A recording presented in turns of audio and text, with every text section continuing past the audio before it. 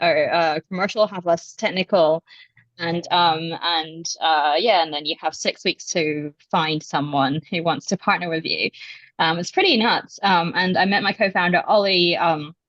And Ollie's great. Ollie's software developer, background in data engineering, but also used to be the lead developer at a biotech company where they helped move their R&D from pure experimental to mixed AI R&D.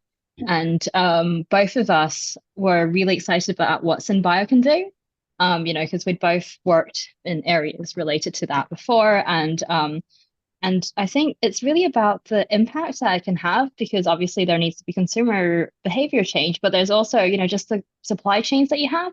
Everything that we buy and that is made in a much more sustainable way, like all these materials, chemicals, food, then that would make a huge difference. So that's what we want to do. As you can probably tell from my background, I am not a biologist. And so we thought, okay, well, what can we do to help this? Because I'm not going to go and do a PhD now. A bit late for that. So, so then I basically, what we did was we tried to talk to as many people as we could in the sector, and that's when I basically knocked on Liz's door, as well as quite a lot of people, and tried to figure out actually what are the problems that the sector faced. So and unsurprisingly, a big problem that came up was cost, because biotech has very much been built around pharmaceuticals, which has really, really high price points. But if you want to make things like milk or like palm oil, then that's palm oil is $2 a kilogram. That's not going to work. So what are you going to do? So with that, essentially, and we talked to people quite practically about how they do their work, and we could see that R&D is incredibly expensive and slow. Typically it takes 3 to 10 years to get from lab to market. It's $10,000 to $100,000 per experiment. Like, people just run out of money before products are viable, let alone optimal. So what we ended up with is we came up with lots of different ideas of what we could do, and some more harebrained than others. That's when we came out with our idea, which is a AI Bioprocess Optimization Software that would allow people to virtually experiment with processes before they even do any physical ones, and can basically help them improve over time. It started basically with me creating a fake screen, like a user interface on PowerPoint, and then basically we just spent I spent all my time talking to different potential customers to go, what do you think about this? Would you use this? And when, a lot of the ideas, people were like, oh, that's interesting, that's nice. And then with that one, people are like, when's this coming out? What about that specific function? How much are you going to charge? And so we're like, okay, this is it. Yeah. We're doing this. So that's when we decided to develop our bioprocess optimization software. Where essentially with our software you can basically virtually experiment with test in silico with thousands and thousands of processes automatically, and for each process it would give you the yield, the purity, the cost, so auto techno-economic analysis, but also your sustainability. So currently that means energy, water, and waste. We want to extend that further later. If you set a product target, then essentially the system can automatically run through thousands of potential processes, suggest the best ones for you. And as you upload experimental data, the machine learning component in our software would then learn from that, and then improve the predictions, and from there, improve the recommendations and optimizations to help you get better and better each time. So that means that whenever, I'm not saying you don't need to do experiments anymore, but at least like for every time you do experiment, you already have, that you're working on the highest potential ones. But also you can know between, like, say, two good processes, what's the trade-offs, for example.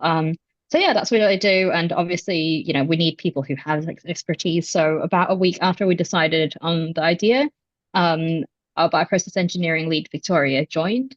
And yeah, so she's got 10 years experience in actually scaling bioprocesses, the traditional way. And yeah, and so we kind of went about doing that. So that was back in September 2022. We built our first kind of prototype by December, so in 3 months' time. And then 2 months after that, in February, we signed our first client, on board them in March, and then managed to get our first bit of funding, and yeah, in April, and then hire team members in May. So it kind of all accelerated. And now we've got customers, like actual paying customers, which is pretty nuts. You know, still early stage pilot, very discounted. But real customers that have real skin in the game. Um, and we've got 16 members, and yeah, we're growing. So it's a really exciting time, I think, anyway. Yeah. And we've actually started to have some bigger customers that we couldn't have dreamt of working with at the beginning.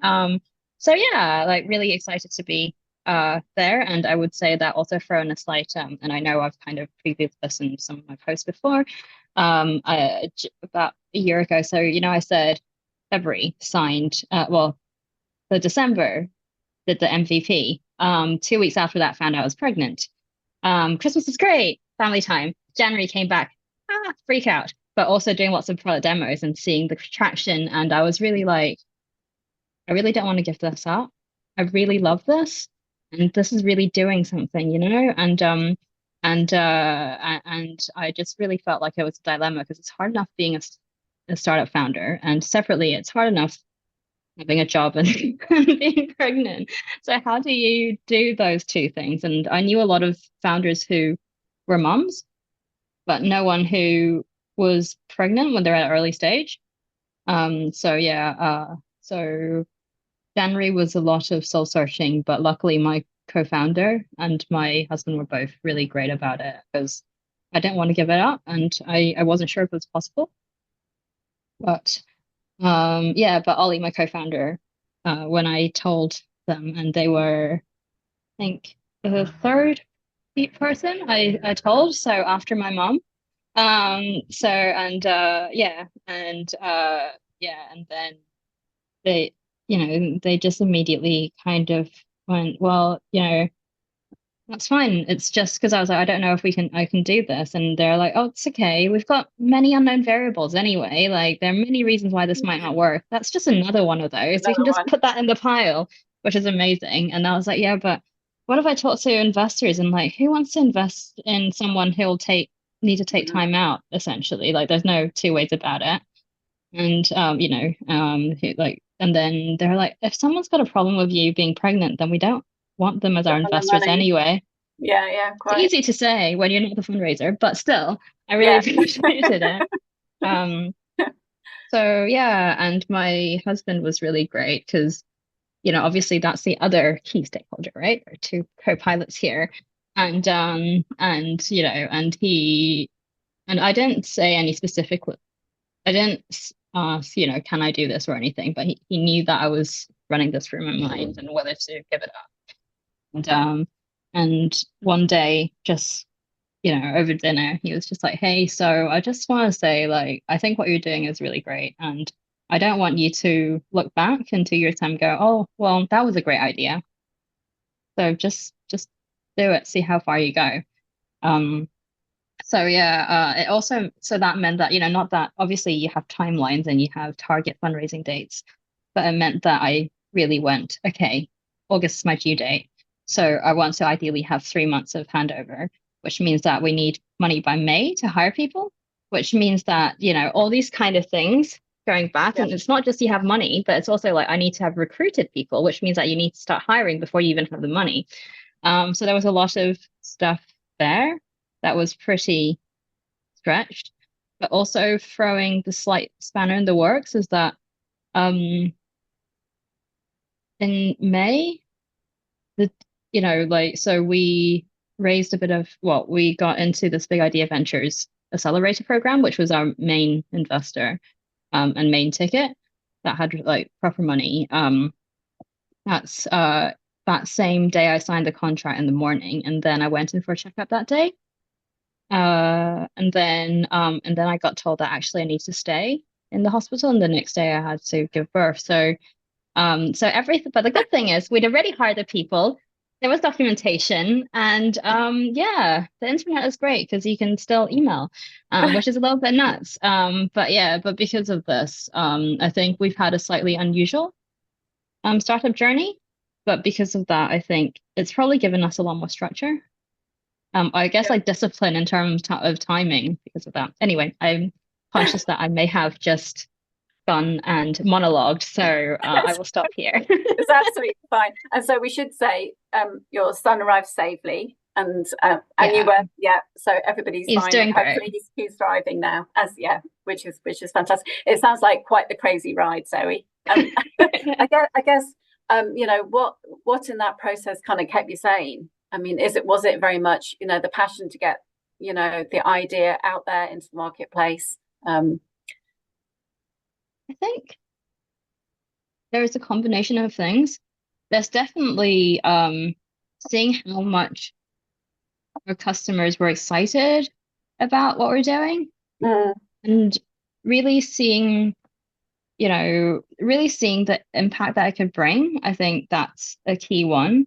But also, I think you know, because, my husband and Ollie have both basically really supported me on this, right? So you don't want to let them down. And obviously, like with our team members, y- sure, like it's a job, but also, when people go into a really early stage startup, it's because they really believe in what you do, because otherwise they can probably get better, better paid jobs elsewhere. And mm, how, it's probably, and I feel like it's a piece of trust that's really important. But also I think I just never really saw that as an option. I don't know why. Maybe there's something wrong with me, but I just kind of went, okay, well, I'm just gonna do this until someone tells me, well, until I can't yeah. do it anymore. Can't do it. Yeah, Um, yeah, absolutely. yeah. Sarah's asked a question actually, which I think is very relevant. Actually, is you know I think you know my own experience is having a baby does kind of change you, and it does make Mm. you a lot more focused, and you become much better at managing your time because you have to. So you know, she's asked, do you think you've progressed faster with the company, and you are as successful as you are now with you know still relatively young company because you had a baby? Do you think you'd you know I'm not sure has if I it can say that. I don't know. This is gonna sound really nerdy, but there's no A/B testing, so I don't really know. But on one hand, there's, obviously I have less time. Um, but at the same time, yeah, there is more discipline. I think there's more management. Everything's very documented, as a result. And it's become a bit of a habit, I think is useful, especially because we've got a remote first team. yeah. So everyone needs context. Um, yeah. I think the other thing is perhaps during the time when, like I said, because my son was born early, every day I went to see him in hospital, but for the first 3 months, he wasn't physically at home. So I also, if I'm being completely honest, I think having the work that I really liked also meant that it was a really useful distraction, Yeah. and I can see things moving. And so yeah, I didn't, and then things worked out great. So in the end, so I think that's a big part of that. Sure. And a sense of a certain degree of emotional resilience from having been through quite what must have been quite traumatic process and experience. So coming out kind of mentally and emotionally a little bit more robust, maybe. And so when you get harassed by VCs, you can put it in perspective. Yeah, I think that's true. I mean, I think the other thing I really want to point out as well is that I don't know if it's definitely in the top three of why startups fail is because co-founders break up. And I feel that the trust that I have built with my co-founder is probably, I mean, obviously, I don't think I could have the same kind of trust as I do with them now, if we hadn't gone through this together. Yeah. Yeah. It sounds like it's been really supportive right the way through. which is a special thing, yeah, and a rare thing. So yeah, definitely. There's two of you, yeah, driving it forward, which is great. I mean, from sort of going back a bit around the company itself, I mean, I'm really impressed that you set up a very technical, I mean, it's really technical stuff. It's about as technical as you can get with biotechnology, and yet didn't have a sort of technical science background yourself. Do you ever find that people knowing that are slightly more judgmental or less, view you as being less credible? And how do you manage that?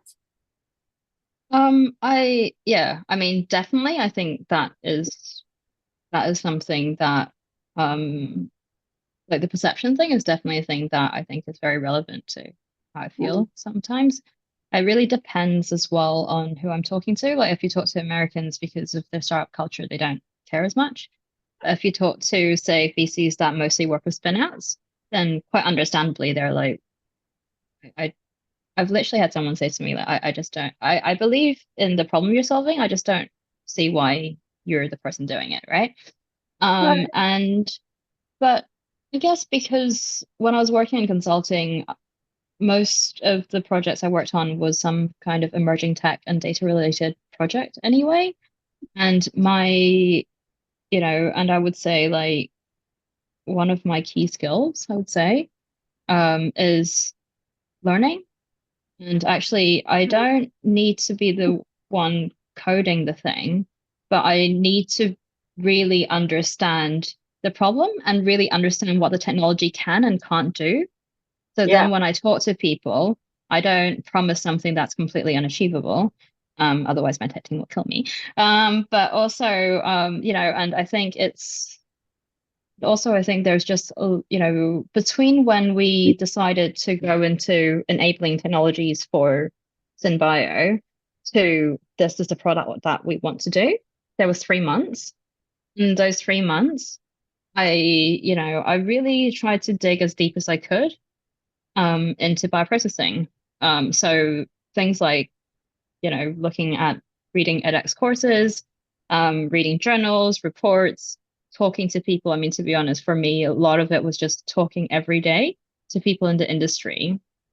I think, and trying to really go in their shoes. So we did our own, internally did our own basic techno-economic analysis to understand actually what, people always say the costs are too high. Where are the costs? Things like that. Yeah. And actually for our team, even for people, say, our software developers who don't have a background in, biochemical engineering, which they don't, we make them, we ask them to kind of go, okay, you are a customer, you're making this thing, you have this problem.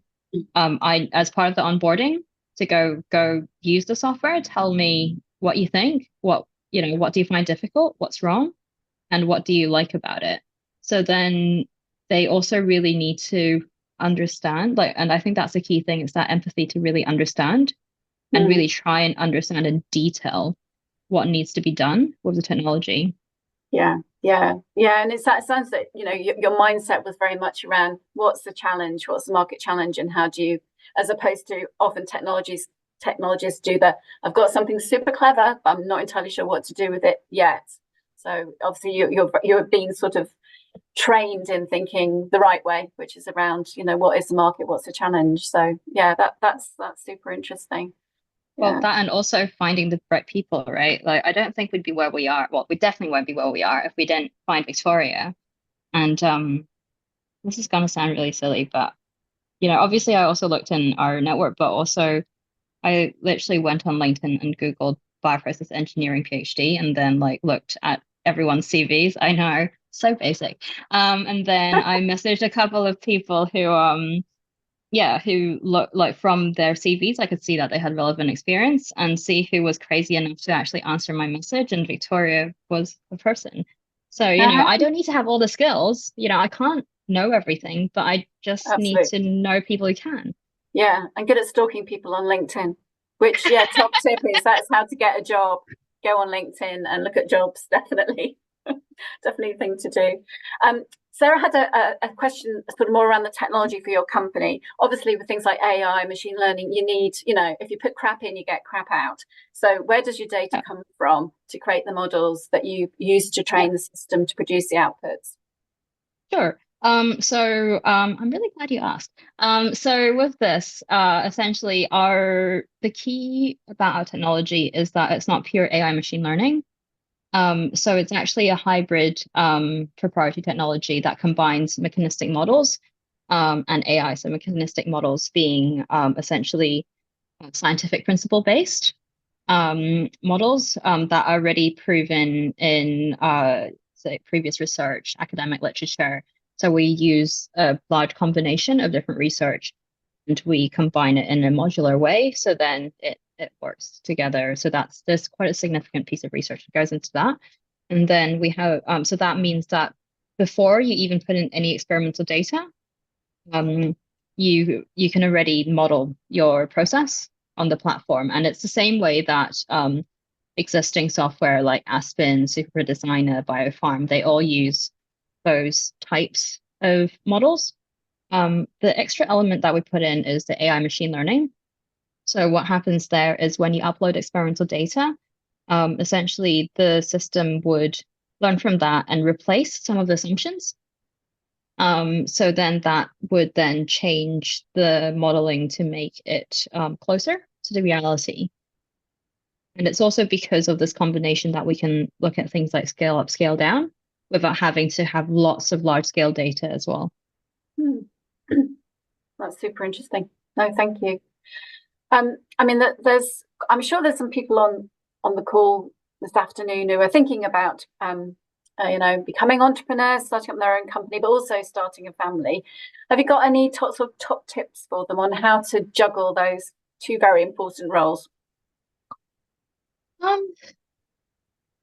Yeah, I mean, I think I'm just gonna first do a disclaimer of like everyone's pregnancy is different. So yeah, so I can only speak from my experience and also what I've been told by other people who've been through this. I think one is plan, but also plan for a lot of contingency. Things like I was very optimistic in that, oh, I'll work till the end. And then I had a friend who was like, no, I ended up giving birth a month and a half early. And once I had to go in, I had to go in. So therefore, I think her job also had to have more face-to-face elements, which made it difficult as well.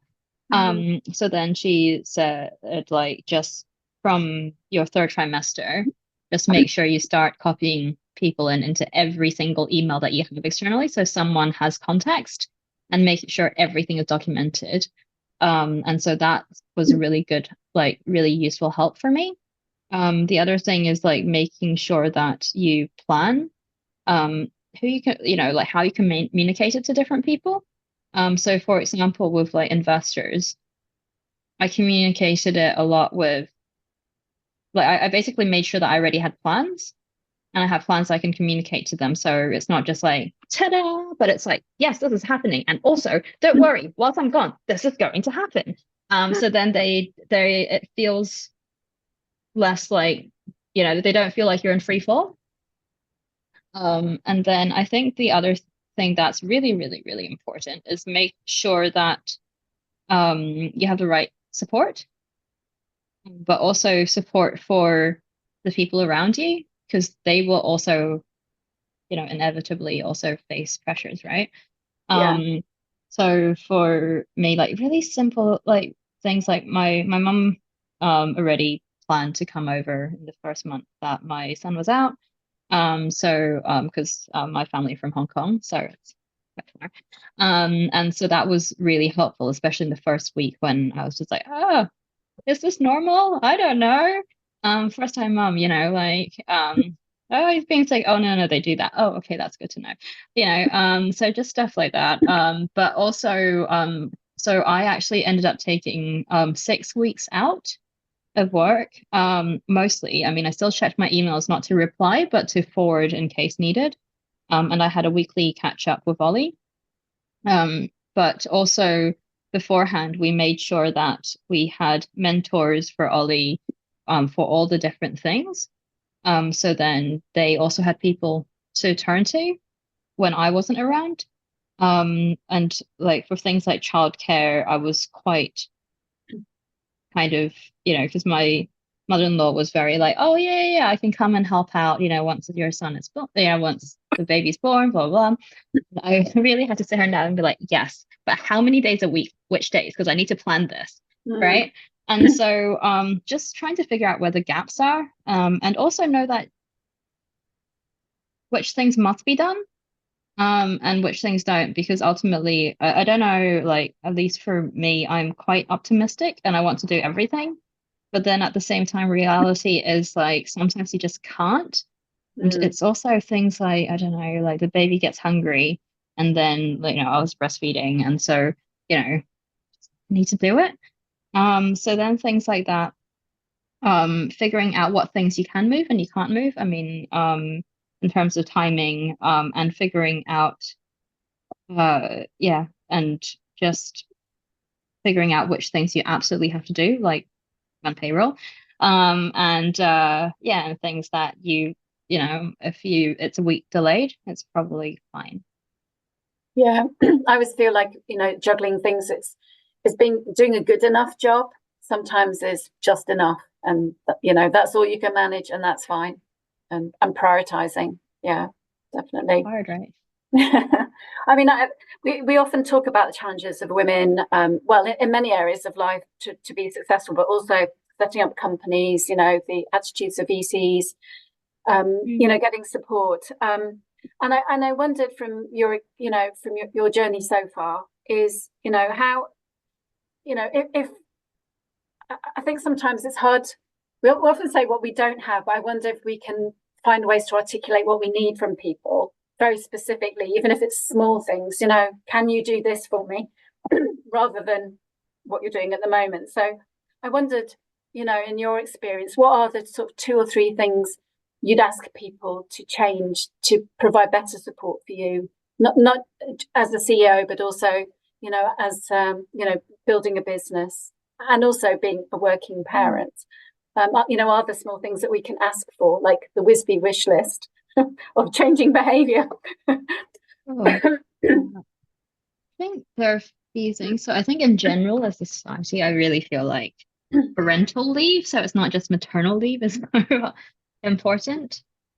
So my husband took time off, so I could get back to work earlier.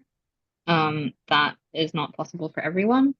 But I think that makes a huge difference, because then it's not the default that, women have to give up all that time. There are parts that are physical that, you can't physically give birth, but taking care of a baby, you can.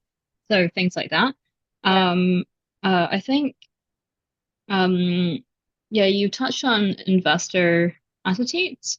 I mean, I don't really have a particular solution for that, but I do feel that if it becomes more normalized, I think that would be really important.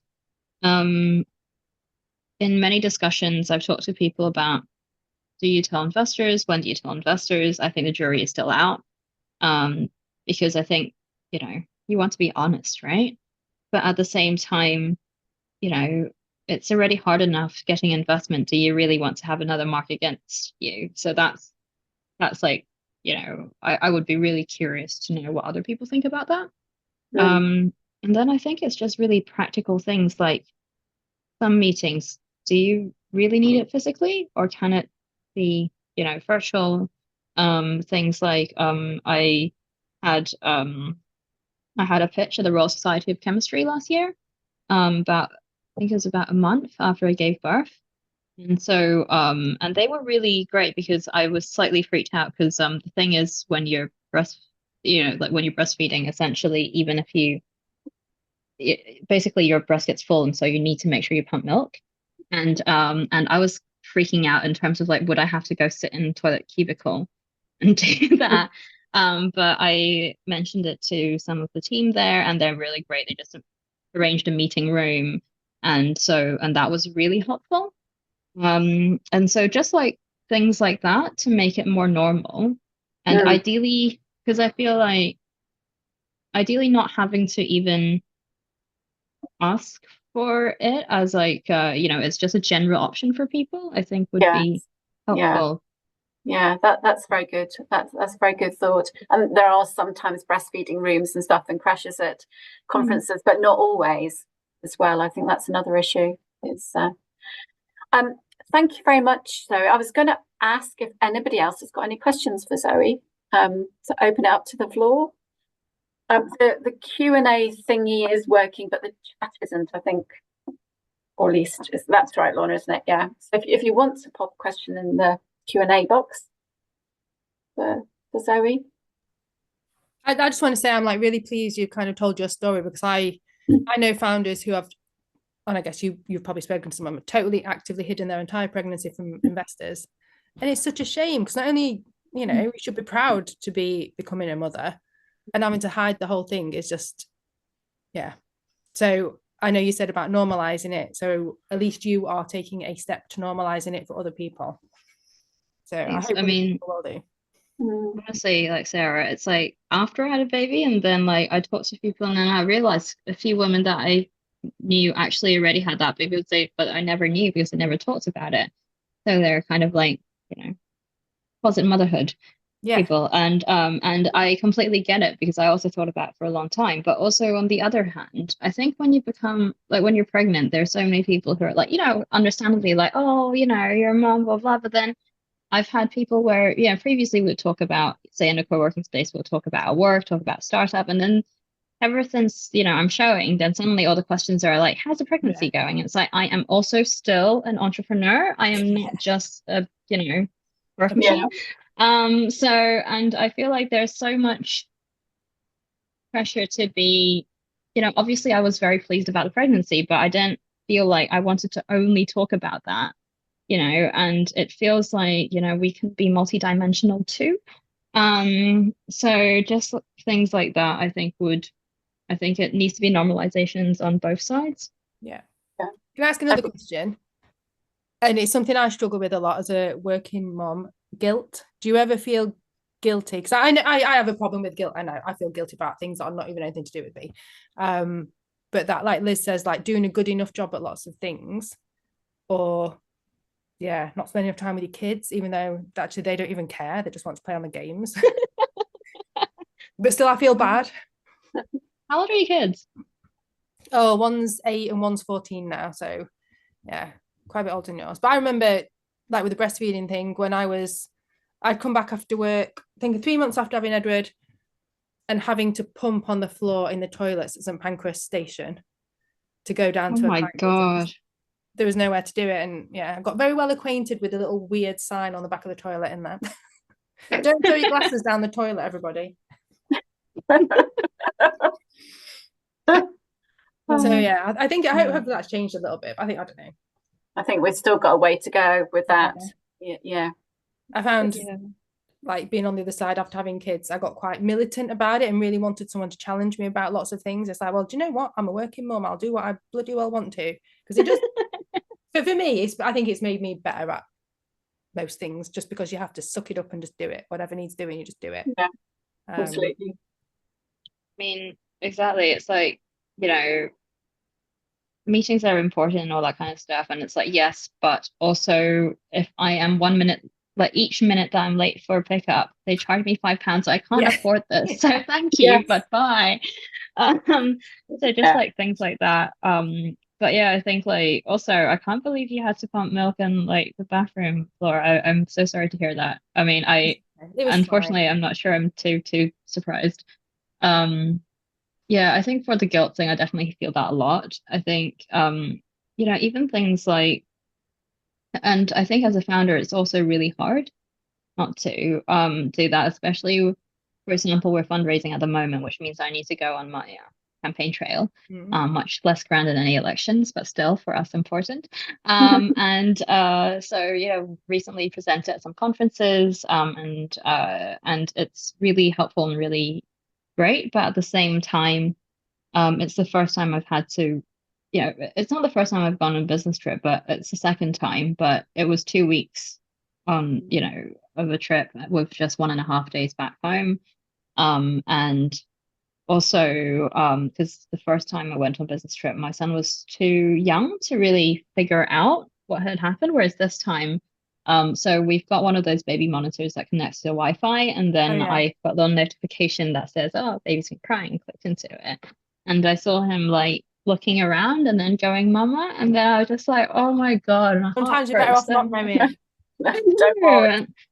And it's really hard, and so there's like a lot of mum guilt there, and I also felt a lot of guilt for like basically leaving my husband to to deal with a 1-year-old for 2 weeks basically.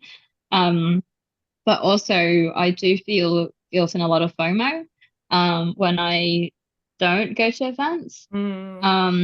Even though I know why I don't do it.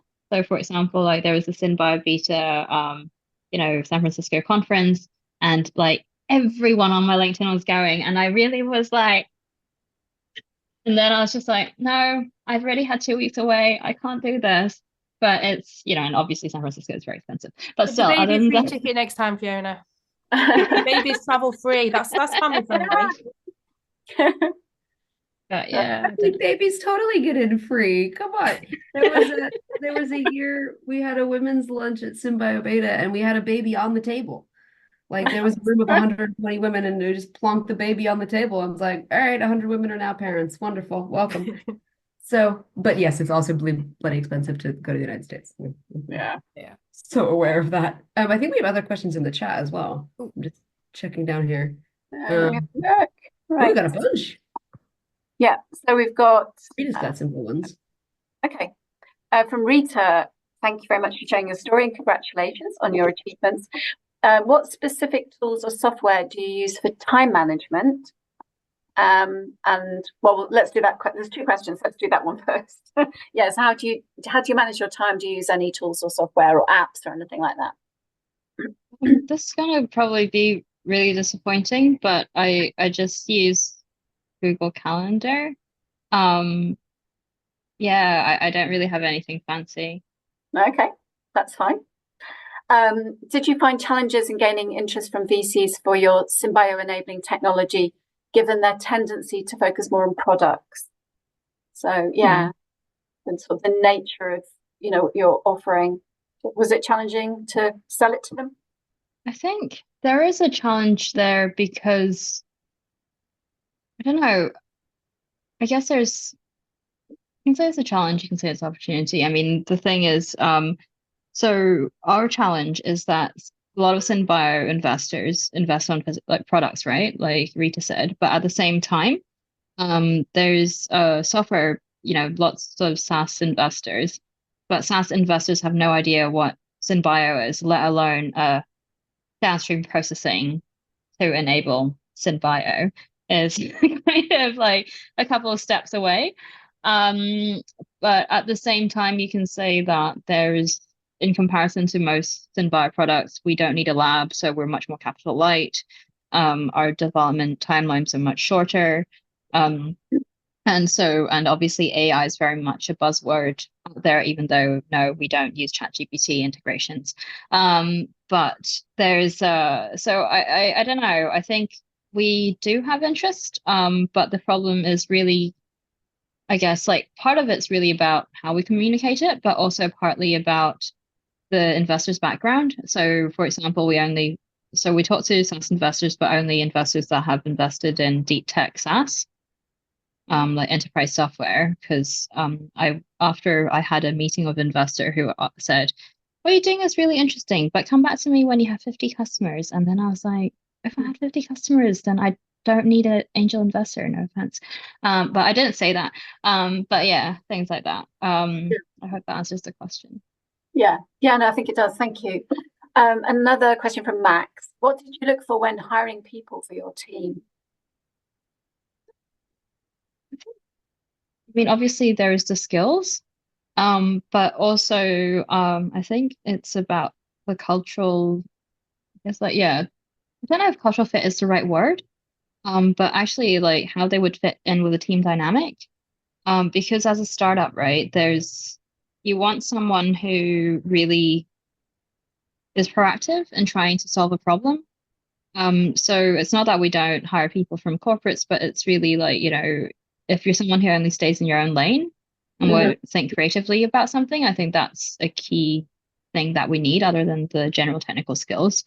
We think that because what we do is very novel, we also feel that like people who can learn quickly is really important, because quite frankly, no one's really going to know all the answers, but we need someone who can help find the answers. So I think that's a key part for what we look for. Yeah, I think that partly answers one of the other questions, but there's another question about, are you going to build your team, and what are you looking for the new staff? Maybe this person is looking for a job. I don't know. It's kind of a leading question, isn't it? So who will you be hiring next in your sort of company growth trajectory? So we did actually have a job ad up very recently. We only closed it. It just closed it, so we started so we're kind of going through that recruitment process, but we're hiring for a bioprocess engineer at the moment. Is there anybody out there who's interested? Know where Zoe lives? I think we've answered the other questions because it was really around about the data, the source of the data. So I think we've answered that question. So I don't know if anybody else has got any other questions, but if not, thank you so much. And thank you very much for being so honest and open about your experience and not sugarcoating it, because this is a reality, isn't it, of setting up a company and being a woman and being a mum as well at the same time. But you are superwoman, I have to say. I'm super impressed. And, the company looks really exciting. So I'm really looking forward to seeing where you go in the next few years. I'm sure it's going to be amazing. So thanks again, Zoe. Thanks for everybody joining. I hope it was useful. We've got another one on the 26th, and it's Lisa Lambie, who works for a marine investor company. So we'll have probably more of a perspective on the investor view of the world and more around marine blue economy. So hopefully that'll be interesting to people. Do we have a link to that one yet, Liz? Yes, we'll get that sent out to everybody who attended, and on LinkedIn, and the Eventbrite site's already set up. So thanks to Lorna. Cool. But yeah, please do send it through your networks as well and get as many people to attend as possible. But thank you again, Zoe. Lovely to thanks for having me. So good to see you. Thanks. Bye. Bye. Bye, everybody. Everyone. Bye.